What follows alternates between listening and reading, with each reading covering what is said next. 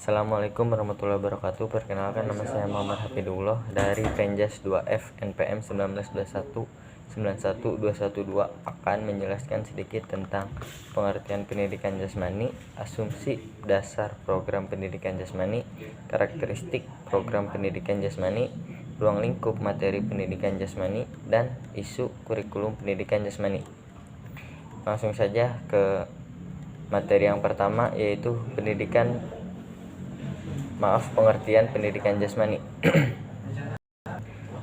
Pendidikan jasmani adalah salah satu mata pelajaran di sekolah yang merupakan media pendorong perkembangan keterampilan motorik, kemampuan fisik, pengetahuan, sikap sportivitas, pembiasaan pola hidup sehat, dan pembentukan karakter yang mencakup mental, emosional, spiritual, dan sosial dalam rangka mencapai tujuan sistem pendidikan nasional.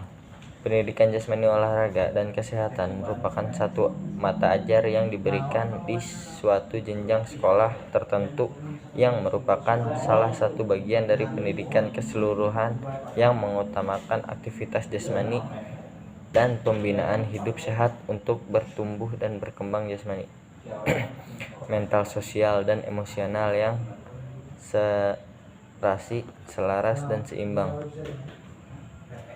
Dikutip dari Depdiknas tahun 2006 nomor 131.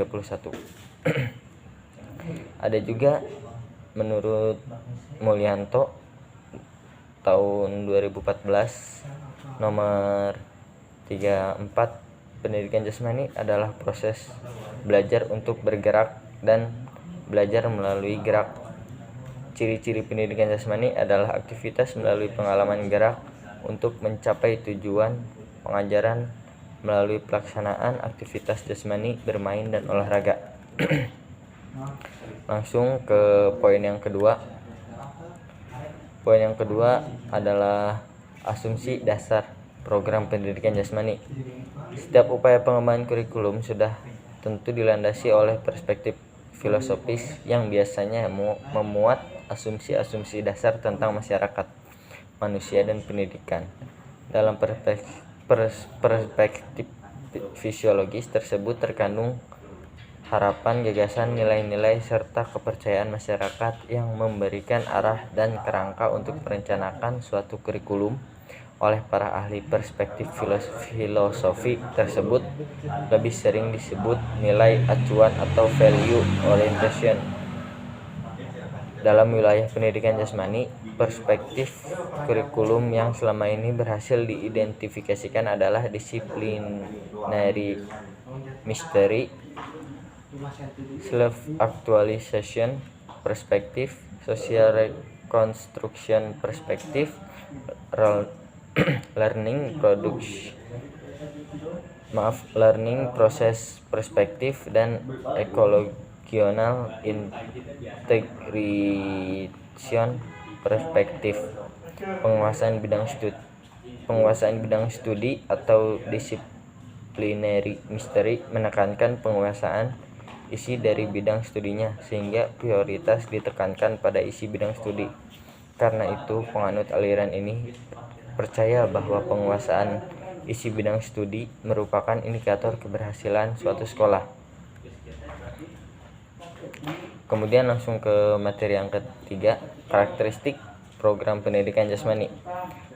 Terdapat dua pedoman dalam melaksanakan program pendidikan jasmani, yaitu developmentally appropriate practice atau DAP dan instructionally appropriate practice atau IAP. DAP maksudnya adalah DAP maksudnya adalah tugas ajar yang dapat memperhatikan perubahan kemampuan anak, dan tugas ajar yang dapat membantu mendorong perubahan tersebut harus sesuai dengan tingkat perkembangan anak didik yang sedang diajar. Tugas ajar yang sesuai ini harus mampu mengakomodasi setiap perubahan dan perbedaan karakteristik setiap individu serta mendorongnya ke arah perubahan yang lebih baik. Langsung saja ke materi yang selanjutnya, ruang lingkup materi pendidikan jasmani. Badan Standar Nasional Pendidikan nomor 26 tahun 2006 halaman 2 menyebutkan bahwa ruang lingkup mata pelajaran pendidikan jasmani, olahraga, dan kesehatan meliputi beberapa aspek berikut. Yang satu, ada permainan olahraga. Permainan olahraga ini mencakup olahraga tradisional, permainan eksplorasi gerak, keterampilan lokomotor dan non-lokomotor manipulatif, atletik, kasti, launders, keepers, sepak bola, bola basket, bola voli, dan tenis meja, serta aktivitas lainnya. Aktivitas ada juga selain permainan olahraga, ada aktivitas pengembangan diri. Yang dimaksud aktivitas pengembangan diri adalah pengembangan terdiri dari mekanika sikap tubuh, komponen kebugaran jasmani, dan bentuk postur tubuh serta aktivitas lainnya. Kemudian ada aktivitas senam. Aktivitas senam terdiri dari ketangkasan sederhana, ketangkasan tanpa alat, ketangkasan dengan alat, dan senam lantai, serta aktivitas lainnya. Ada juga aktivitas ritmik. Aktivitas ritmik meliputi gerak bebas, senam pagi, SKJ, dan senam aerobik, serta aktivitas lainnya. Ada juga aktivitas air. Dalam aktivitas air ini mencakup permainan di air, keselamatan air, keterampilan bergerak di air, dan renang, serta aktivitas lainnya. Kemudian ada juga pendidikan luar kelas. Pendidikan luar kelas ini meliputi piknik, karya wisata, pengenalan lingkungan, berkemah, menjelajah, dan mendaki gunung. Selanjutnya yang terakhir ada kesehatan. Kesehatan meliputi penanaman budaya hidup sehat dalam kehidupan sehari-hari, khususnya yang terkait dengan perawatan tubuh agar tetap sehat.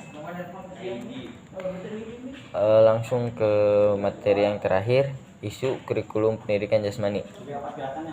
Isu kurikulum pendidikan jasmani ada 6.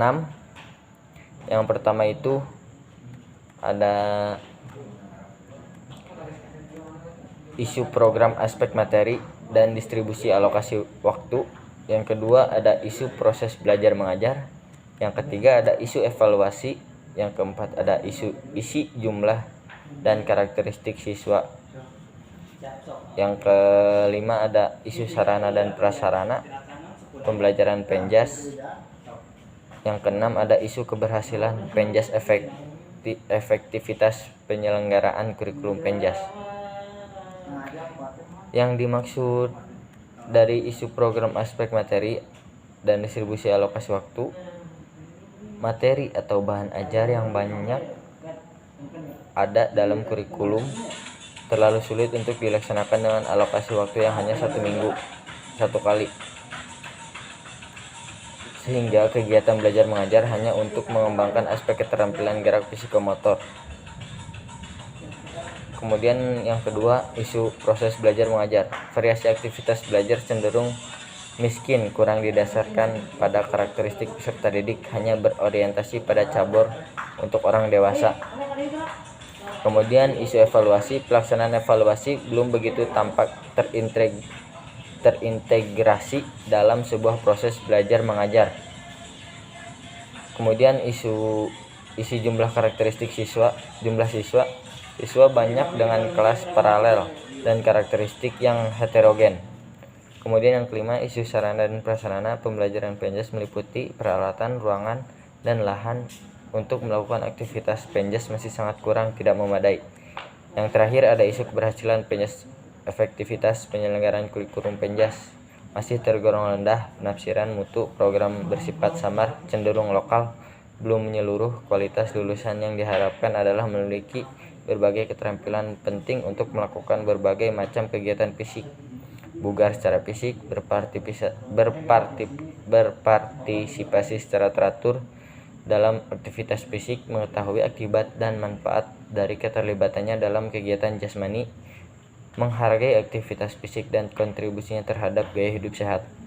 Sekian sedikit pemaparan materi dari saya. Kurang lebihnya mohon maaf. Wassalamualaikum warahmatullahi wabarakatuh.